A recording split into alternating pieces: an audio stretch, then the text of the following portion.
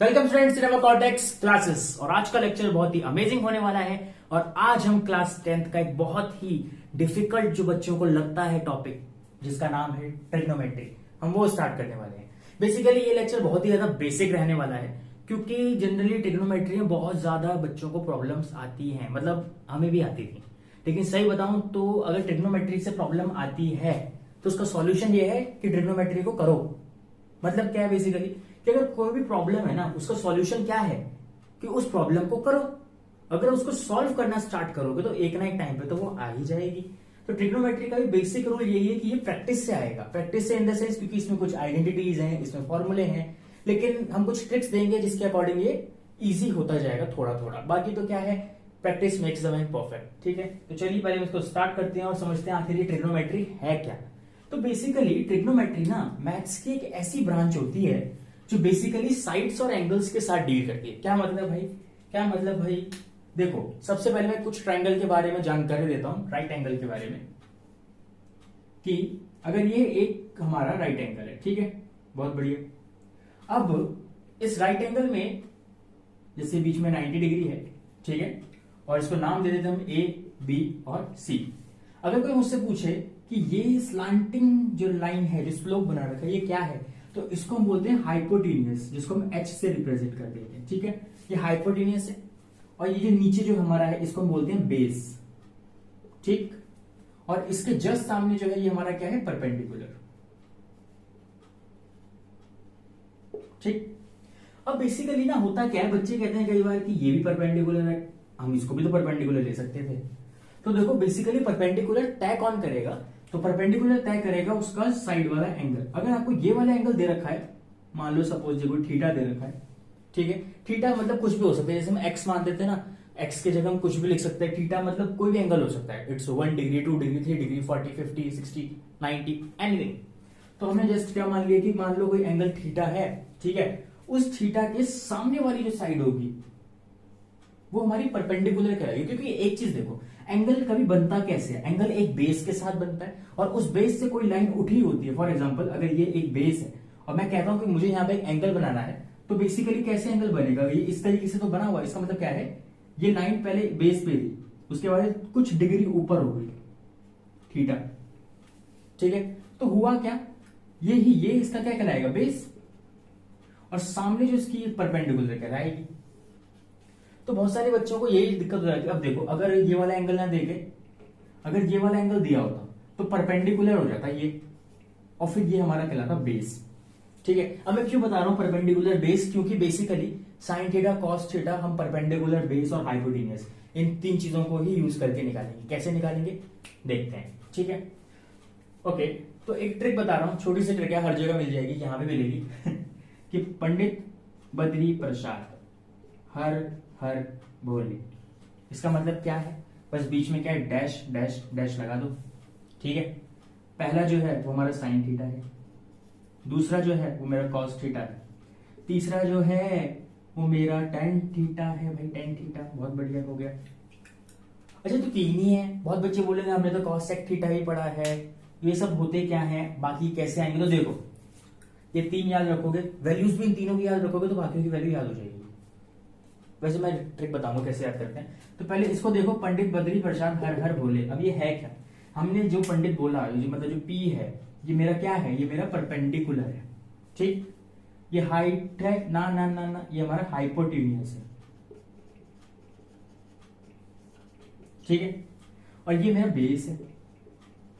इसीलिए तो मैंने बताया कि किस चीज को परपेंडिकुलर मानेंगे और किस चीज को हम बेस मानेंगे। देखो हाइपोटेनियस तो सिंपल है ना, जो स्लैंट लाइन होगी, मतलब जो बेसिकली एक स्लोप होगा इस तरीके का, स्लाइड जैसा, उसको हम क्या बोलेंगे, उसको हम हाइपोटेनियस बोलेंगे। बहुत बढ़िया, उसको हम हाइपोटेनियस बोलेंगे। अब मैंने बोला अगर थीटा ये दे रखा हो तो उस थीटा के जस्ट सामने वाला जो होगा परपेंडिकुलर होगा, या ये भी कह सकते हो कि थीटा जहां बना होगा ना वो बेस पे ही तो बना होगा, बिना बेस के एंगल बन सकता है, नहीं बन सकता है। ठीक, तो किसको हम परपेंडिकुलर लेंगे ये डिसाइड हो गया। अब बेसिकली हम परपेंडिकुलर ये सब कुछ हम मार्क कर लेंगे, तो सिर्फ हमें वैल्यूज तो निकालनी है, साइन थीटा, कॉस थीटा और टेन थीटा की। कैसे निकालेंगे, फॉर्मूला यहाँ है। याद करने का तरीका क्या है, पंडित बद्री प्रसाद हर हर भोले। बहुत बढ़िया।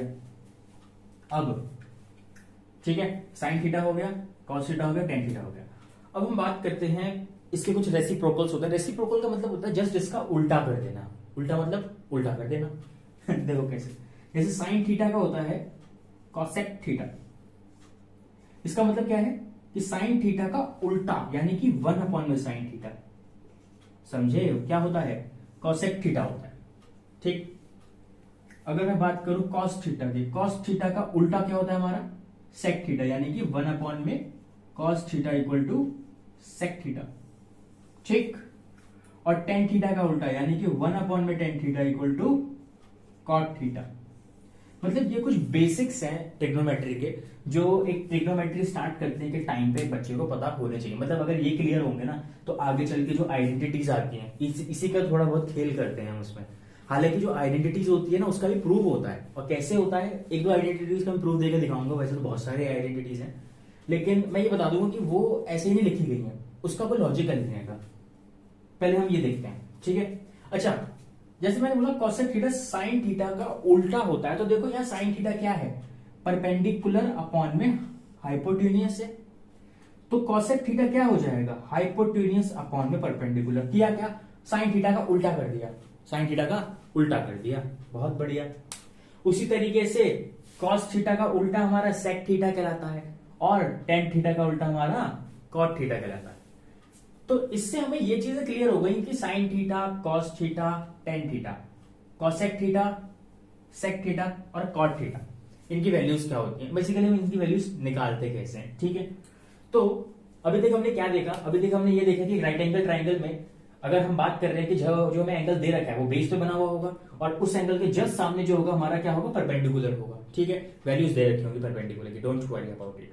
अगर नहीं भी दे रखी होगी तो एक आध क्वेश्चन मैं करके बता दूंगा अभी इन्हीं फॉर्मूलों से कि किस तरीके से हम परपेंडिकुलर निकाल सकते हैं अगर थीटा गिवन हो, और थीटा गिवन हो तो वैल्यू क्या होती है, ठीक है। अभी वो भी हम टेबल करने जा रहे हैं, ठीक है। तो ठीक है, मैंने बोल दिया जिस जो थीटा गिवन होगा उसका जस्ट सामने वाला हमारा परपेंडिकुलर कराएगा। जैसे यहाँ थीटा था तो ये इसका बेस है जिसपे बन रखा है, और इस थीटा के जस्ट सामने क्या है, इस थीटा के जस्ट सामने हमारा क्या है, परपेंडिकुलर है। बहुत बढ़िया, ठीक है। देखो या तो यहां बनेगा या तो यहां बनेगा, ठीक है। यहां बनेगा तो परपेंडिकुलर ये, यहां बनेगा तो परपेंडिकुलर ये, ठीक। बहुत बढ़िया, तो चलो इतना हो गया। चलो चलो आगे चले। हाँ, तो बहुत बढ़िया। अब हम देख लेते हैं कि आखिर ये साइन थीटा कॉस थीटा की कुछ वैल्यूज होती हैं जो याद करनी पड़ती हैं, ठीक है। बेसिकली एक ही चीज की वैल्यू याद करने के लिए बोलूंगा, बाकी सब चीजों की वैल्यू से निकल के आएगी। कैसे निकल के आएगी, आओ चलो देखें। चलो देखें साइन थीटा, ठीक है। हम बेसिकली 0 डिग्री की बात करेंगे, 30 डिग्री की बात करेंगे, 45 डिग्री की बात करेंगे, 60 डिग्री की बात करेंगे, और एक हम बात करेंगे 90 डिग्री की। बहुत बढ़िया, ठीक है। तो ये बेसिकली कुछ 5 एंगल्स होते हैं जो बहुत जगह कॉमनली देखने को मिल जाएंगे, और भी आते हैं 37 डिग्री, 53 डिग्री। आई थिंक वो भी कोर्स में नहीं होगा इन क्वेश्चन, तो आगे हम डील करते चलेंगे। तो पहले देखो साइन थीटा की वैल्यू ना याद करनी पड़ेगी, ठीक है। अगर साइन थीटा की वैल्यू पता है तो सारी वैल्यूज हो जाएंगी। कैसे हो जाएंगी हम देख लेंगे। तो देखो साइन थीटा की वैल्यू क्या होती है, 0 डिग्री की। बेसिकली साइन 0 हमारा 0 होता है, ठीक है। साइन 30 हमारा 1/2 होता है, साइन 45 हमारा 1/√2 होता है, 60 डिग्री हमारा √3/2 होता है, और 90 डिग्री हमारा 1 होता है। अच्छा देखो, बस मैंने तो उसको याद कर लिया था सीधा, क्योंकि मेहनत क्या लगनी है सिर्फ ये याद करने में। इसको 4 बार लिखोगे ना तो ये याद हो जाएगा, लेकिन क्या है पूरी टेबल 4 बार नहीं लिखनी पड़ेगी, क्योंकि इसमें क्या होता है कि जैसे कि अगर साइन थीटा है तो मैं बात कर रहा हूं कॉस थीटा की, ठीक है। अगर कॉस थीटा की वैल्यू लिखनी है ना तो साइन थीटा का क्या लिखा, 0, 1/2, 1/√2, √3/2 और 1। इसका जस्ट उल्टा लिख दो इधर। उल्टा कैसे लिखो, मतलब मैंने यहां से शुरू किया था, यहां पे खत्म किया था। अब यहां पे क्या है, यहां से शुरू करो 1। ये कैसे लिख दिया मैंने, जैसे ये 90 डिग्री 1 है तो यहाँ पे 0 डिग्री 1 हो जाएगा। ये 60 डिग्री √3/2 यहाँ पे 30 डिग्री √3/2 हो जाएगा। अगर यहाँ पे ये 1/√2 है तो ये भी हमारा 1/√2 ही होता है। क्यों, क्योंकि हम ऐसे चल के आ रहे हैं। कैसे चल के आ रहे हैं, इसको निकालने के लिए हमने क्या किया है, बस हमने इस ऊपर वाली वैल्यू को इस ऑर्डर में लिख दिया है। देख सकते हो, यही तो किया है। 1 लिखा, √3/2 लिखा, ये लिखा, यहाँ पे 1/2 लिखूंगा, लास्ट में 0 लिखूंगा। तो किया क्या है मैंने, बेसिकली ये एक ट्रिक है याद करने की। क्या है मैंने, 0, 1/2, 1/√3, √3/2 और 1 और देख सकते हो यही सेम चीज यहां से है, यहां से लेके यहां तक, वो मैंने यहां से लेके यहां तक रिपीट किया। देख सकते हो 0, 1/2, 1/√2, √3/2 और 1। ठीक है, ये भी कह सकते हो कि अगर साइन 0 0 है और फिर साइन 30 1/2 है, साइन 45 1/√2 है और 60 डिग्री √3/2 है और 90 डिग्री हमारा 1 है। तो बस अगर ये लाइन याद है तो जस्ट जैसे ये इस ऑर्डर में लिखा है तो इसको जस्ट इसका रिवर्स ऑर्डर नीचे लिख दो। रिवर्स का मतलब ये मत समझना कि उल्टा करके लिख दो, रेसिप्रोकल नहीं बोल रहा हूँ, रिवर्स मतलब यहां से लेके यहां तक इसका 0 से लेके 90 डिग्री कहलाया जाएगा। बहुत बढ़िया भाई, बहुत बढ़िया। अच्छा, साइन थीटा कॉस थीटा का तो आ गया, टेन थीटा का कैसे आएगा? अच्छा देखो, एक फॉर्मूला है कि टेन थीटा इक्वल टू होता है साइन थीटा अपॉन में कॉस थीटा। बहुत बढ़िया। अच्छा, क्यों होता है ना ये, क्यों होता है ये, इसको मैं प्रूफ करके भी दिखा देता हूं। देखो, जब मैंने ये एक ट्रायंगल बनवाया था, बहुत छोटा हो जाएगा जब मैंने ये एक ट्रायंगल बनवाया था, बहुत बढ़िया, ये परपेंडिकुलर, ये बेस, ये हाइपोटेन्यूस था, बहुत बढ़िया।